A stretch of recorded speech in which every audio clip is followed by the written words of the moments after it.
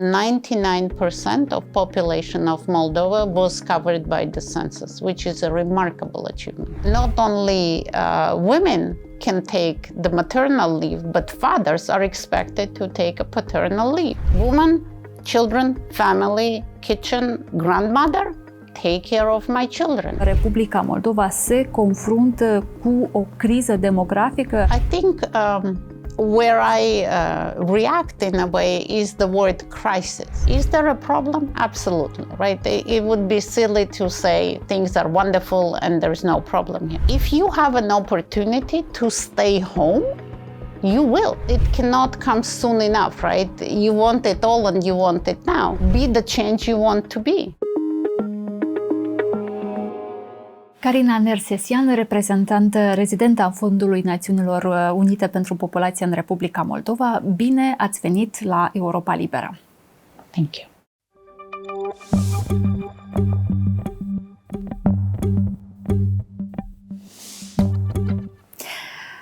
Acum o lună în Republica Moldova s-a încheiat numărătoarea populației și a locuințelor. Este un exercițiu care are loc o dată la 10 ani aproximativ, pentru ca în baza acestui exercițiu, adică a recensământului de fapt, să se facă politicile pentru cetățenii Republicii Moldova.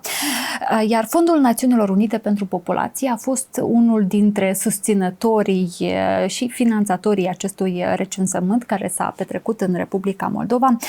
Înțelegem că rezultatele recensământului vor fi cunoscute abia spre sfârșitul acestui an, în cel mai bun caz, sau la începutul anului viitor. Însă, până acum, ce concluzii preliminare puteți să ne spuneți sau sunt clare din acest recensământ? So, thank you for the question, and I think it's one of the best questions we could start our conversation, because it allows me to congratulate Moldova, Moldovans, and the government of Moldova for completing this monumental exercise. Census, national population census, is a critical exercise that really allows to pave the way towards a better country in what the government is able to learn from data-informed decisions and then apply to a country at large. For preliminary results, there is a lot posted on the National Bureau of Statistics site. I have brought with me deliberately just a bit to answer your question specifically. So 2,448 people were enumerated and then 1,655,000 households were enumerated as such, including occupied, secondary, and unoccupied ones.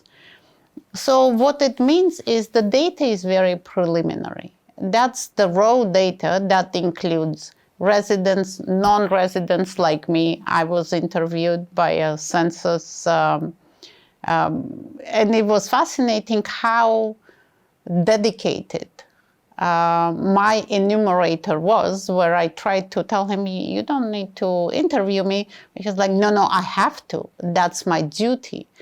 And that brings me to something to say that the census was really done by Moldova as one, led by the government, spearheaded by the National Bureau of Statistics, whose hard work I really commend, the innovative approach I really appreciate, and of course the enumerators that did all the hard work, making visit over visit over visit to reach the maximum number of people.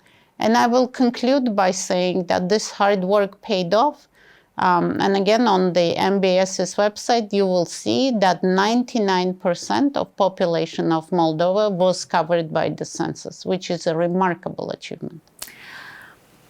Din aceste concluzii preliminare pe care le aveți în acest moment, putem spune că Republica Moldova se confruntă cu o criză demografică, așa cum auzim frecvent spunându-se inclusiv din partea unor politicieni?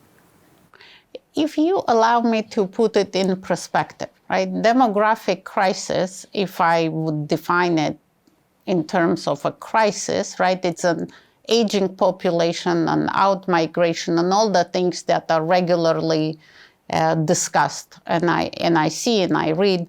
But let's think, what's wrong with it? You know, each country's demographic situation is different. In Africa, that is the youngest continent, the poverty rates are that in every second sub-Saharan African country, the poverty rates are more than 60%. So in Moldova, and it's a young population, here the aging, of course, is in front of us. It's not a question of younger population or older population. It's a question of utilizing the available population abilities, capacity, resources to really contribute to the development of the country. So if I were to rephrase, I'd say Moldovan government has taken and continues to spearhead efforts to really bring the older population into productive side of being in Moldova, improve women's participation in workforce, fully leverage potential of youth. And I can bring you several examples of what UNFPA is doing, starting with digital literacy for older people, going in working with family-friendly policies to bring more women to work, all the way to youth to help them become productive members of the society. So I would really want to switch the question onto not the crisis, but the maximum leverage of potential that exists in Moldova. Nu e neapărat necesar să negăm existența unei crize, cât să spunem că da, acesta este punctul critic, dar de aici putem face lucrurile mai bine sau le putem sau pot fi făcute politicile așa. I think where I react in a way is the word crisis, right? I think to me it's maximization rather than a crisis. We have underutilized segments of population that can be brought into bringing Moldova to prosperity faster. Of course, there are issues, but I mean, show me one country that doesn't have any problems, whether it's population, social, economic, you name it, right? In terms of specific policies, the government is working very hard on introducing the national strategy on aging people. And so that strategy aims to bring what we call a second demographic dividend, where the older populations comes back into productive cycle, maybe, you know, through part-time jobs, as opposite to full-time jobs, maybe being a mentor to the new entrance into the workforce. So there are many ways that can be done. And we at the UNFPA have several initiatives on teaching the older population digital skills, on the third age university, where older people have access to the latest knowledge of digital skills. I think we discussed that without digital skills, you can't go far. You cannot be productive.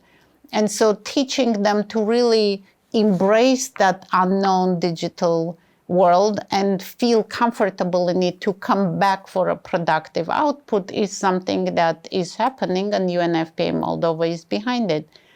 And of course, the other component is female participation, women's participation in workforce.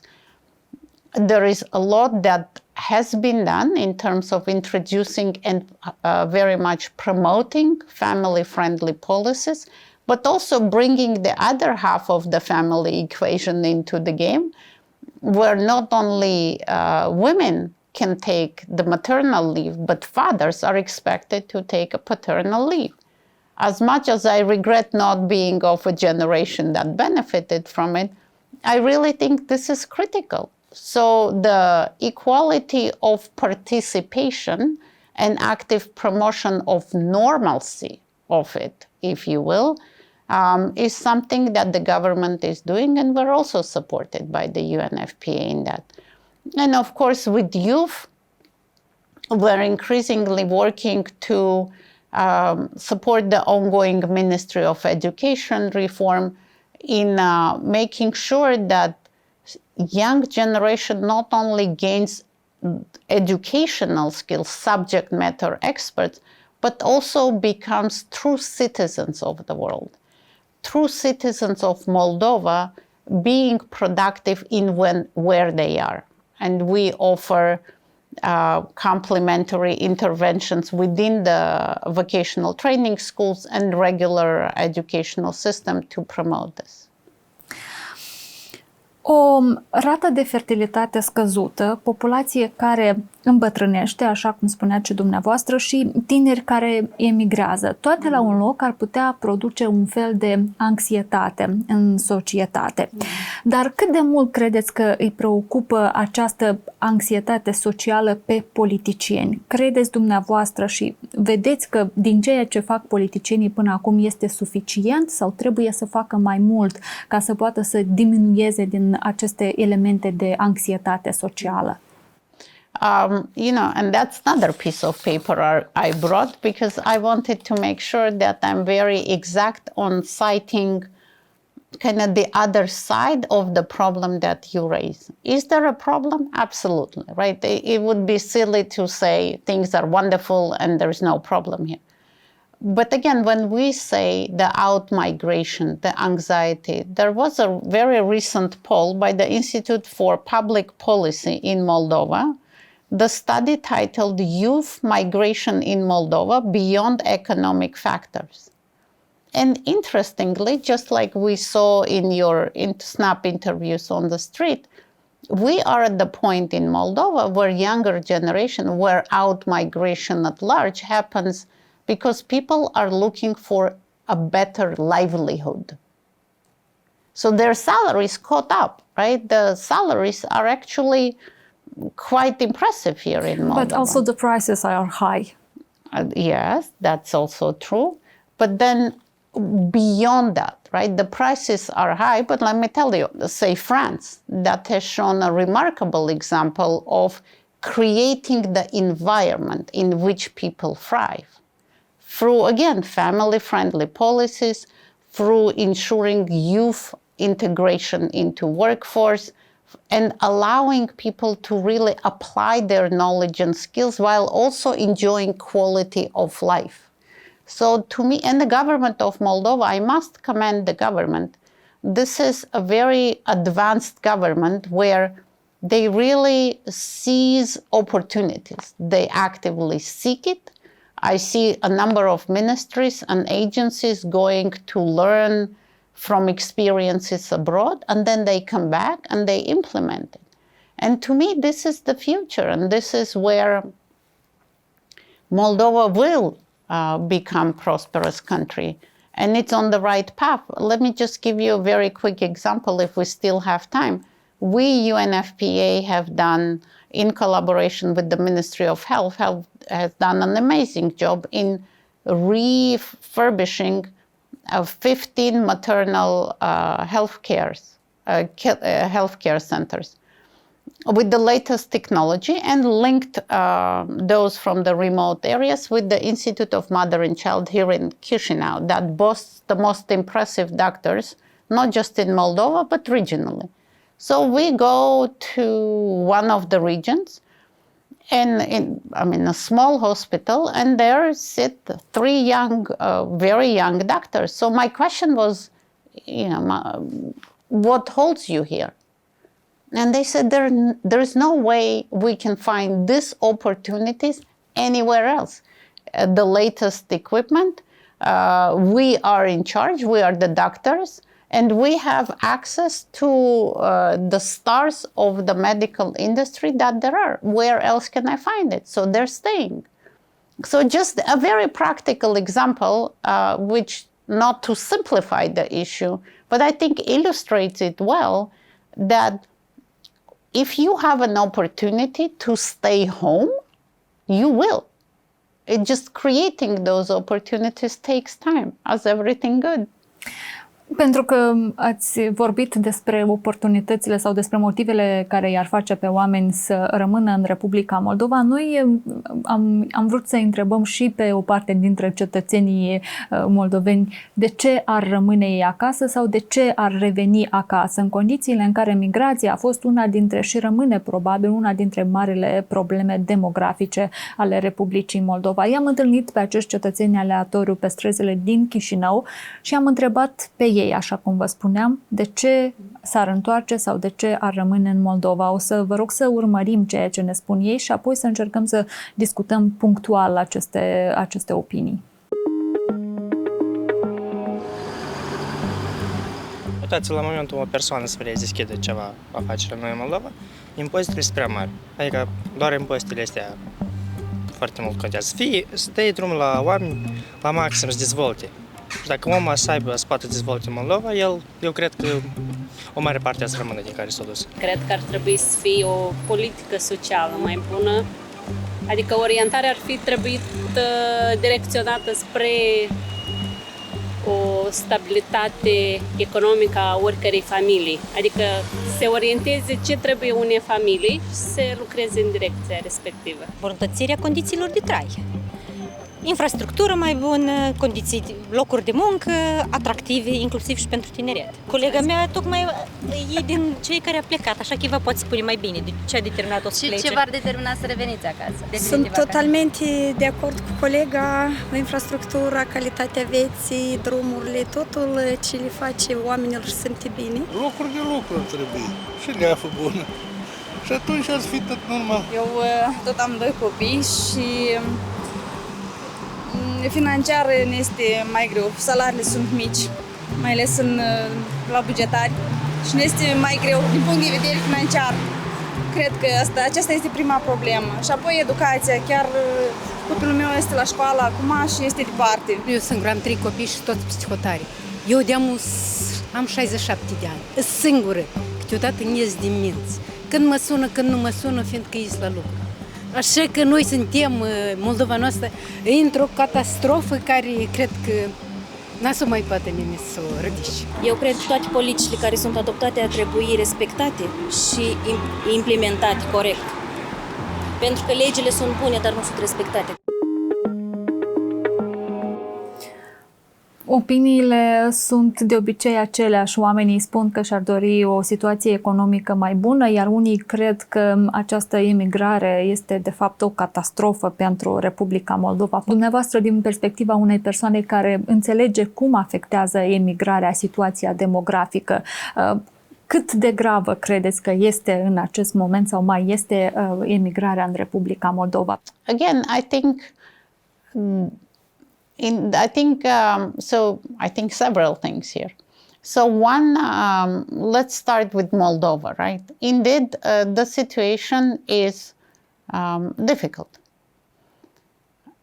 However, I think the bright side of it is that the government is taking very active steps to address issues that people on the streets were talking, starting from social support systems, a social reform that is ongoing, education reform, all the way to supporting active aging. So when the woman spoke about, she feels like she's going crazy, and indeed, loneliness is a real thing.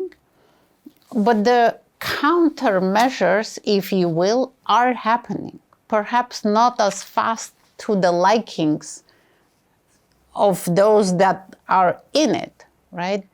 And the easiest thing is to stand by and say, well, that's not good enough for me. But then my question is, what do you do for it? When we were opening census, my call to the people was, you expect the government to deliver services. We expect you to hold your part and participate in census. Because unless the government knows how many people are there, in what part of Moldova should the efforts be focused for what, how can all of the social reform, education reform, etc. happen? So my thinking is, yes, there is a problem. The good thing is the government recognizes it and actively addresses it. And to me, we need to help people come to terms that they're not just the recipients, but active participants in this change and take the ownership. And I have to say, I see more and more Moldovans come forward to really be engaged and be active in the change that is happening. Vreau să vorbim punctual despre politicile pe care credeți sau ar fi necesar să le facă Republica Moldova în raport cu trei, să zicem, cele mai importante probleme demografice pe care le-am discutat până în acest moment. Creșterea numărului de populație de vârsta a treia sau populației vârstnice, da, este văzută ca un aspect pozitiv, pentru că asta înseamnă că oamenii au o calitate mai bună a vieții și respectiv o viață mai lungă. Dar întotdeauna va exista și partea în care se va gândi statul și la unele aspecte economice. Spuneți-ne ce politici credeți că ar trebui să fie puse la punct astfel încât acest aspect să fie transformat într-un avantaj pentru Republica Moldova și pentru economia acesteia, de exemplu? Aging is only as negative as the absence of it translating into real participation. So when we talk about aging, and I sit home, watch TV, and there is no opportunity for me to go out and be productive and be helpful, of course, then I become an economic burden on the country. But what I'm saying here is, of course, I'm not calling for everyone to go out and be working. But what I'm saying is creating opportunities for meaningful inclusion in whatever way possible. That would mean that the government, and I see already the Ministry of Labor and Social Affairs working on it, to make sure that the aging population is educated for the 21st century. They are given the skills to be active participants if they choose so, right? This is very important to underline. If they choose so, if they feel welcomed, if they feel ready, they become part of the productive cohort. And productive can come either in active participation, in mentorship, in creating a community and working to change harmful social norms that are so prevalent in Moldova. So there is a lot that can be done to bring our older population into contributing side of the society, which is another, I feel, a social stigma where, once you become of a certain age, you're expected to act in a certain way. We forget that, people over a certain age limit are still full of dreams, full of desires. So when I speak sometimes with my peers, they say, you really need to slow down. You soon will have grandchildren. And I'm like, but grandchildren is great. I would love to have them. But what does it have to do with me, right? I'm very busy. And so that expectation, which goes back to in any country, there is this social norms. When gender norms are associated, woman, children, family, kitchen, and everything else that comes with it. That also applies to older women. Grandmother, take care of my children. Well, grandmother is busy. She's giving an interview. Sorry, right? So this is, I think I'm talking about as much about government packages, critical, but also important for people themselves to change the mentality and mentality of those around them. So that's a bigger conversation that I would like to allow for us to have in this exchange. În Republica Moldova, dumneavoastră, în ce domenii credeți că se investește mai mult, în ce sfere, să zicem, se investește mai mult în capitalul uman? Atunci când este vorba despre tineri, atunci când este vorba despre femei sau atunci când este vorba despre persoanele de vârsta a treia? Unde vedeți această contribuție a guvernului la capitalul uman ca fiind mai mare? You know, I think talking about priorities or one priority will not cut it. Moldova is moving into a new era of becoming part of Europe.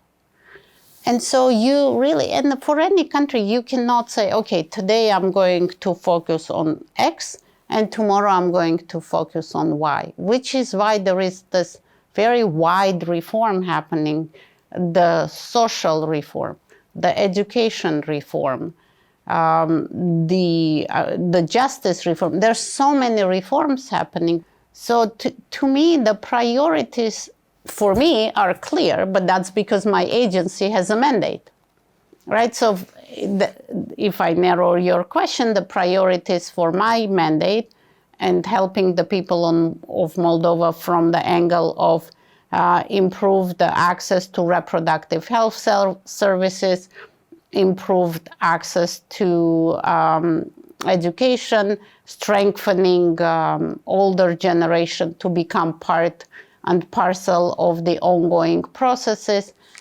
But reform is everywhere. And we spoke about it cannot come soon enough, right? You want it all and you want it now. But it's also, to me, it's important for the people of Moldova to really come and be part of it.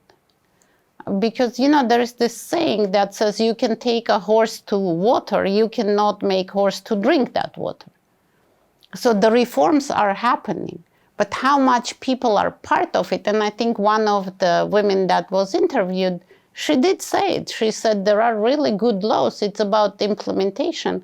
But we, the citizens, how often do we fall flat on not implementing it? For the census, there were people whose doors were not opened to enumerators.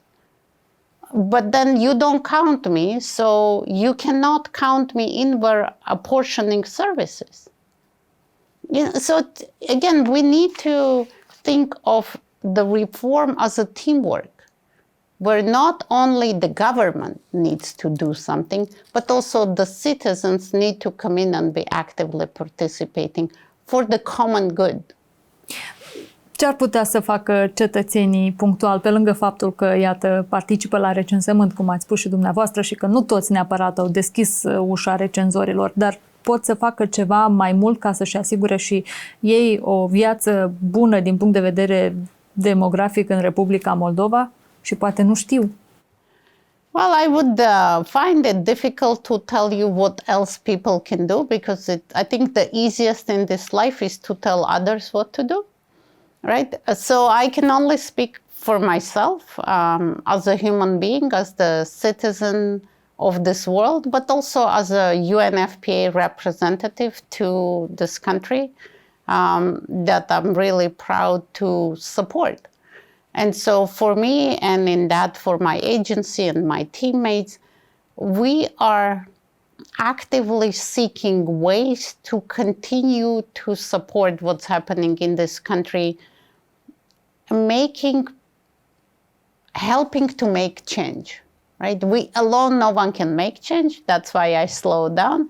But I think we want to actively be part of the change, whether by bringing more resources, whether by more actively supporting certain programs, reaching to those left furthest behind. You go into the regions and it's day and night between Chișinău and the regions. So for us, it's a priority. We go to the regions. We deliver the digital programs into the regions. The most recent example being us signing a memorandum of understanding with the Cahul University to teach older people digital skills. Or we opened an active aging center in Ungen and it's oversubscribed. And now we have the government, the local government in Ungen wanting to open 2 more, and they're putting their own funds. So, you know, it's a very overused expression, and once again I use my expressions, but be the change you want to be. And we, UNFPA, are the change we want here in Moldova to be. Karina Nersesyan, reprezentantă permanentă a Fondului Națiunilor Unite în Republica Moldova, vă mulțumesc pentru această discuție. Thank you for the opportunity.